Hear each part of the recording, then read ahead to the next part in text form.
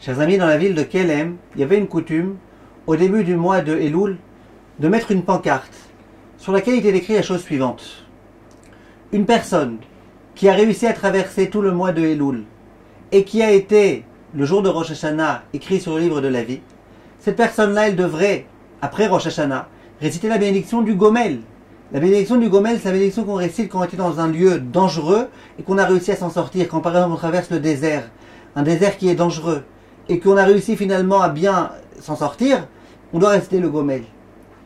Il est écrit dans cette affiche-là, vous savez que durant cette période-là, le jour de Rosh Hashanah, on va être jugé.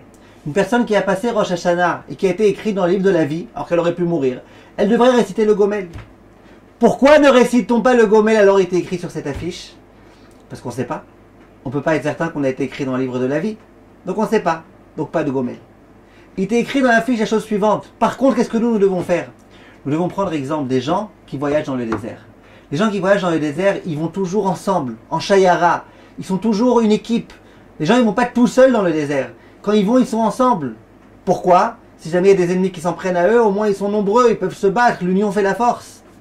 Il est écrit dans l'affiche la chose suivante. Kemokel et Didan Rak Beshayara. Nous aussi, si on veut s'en sortir le jour du jugement, il faut qu'on soit tous ensemble.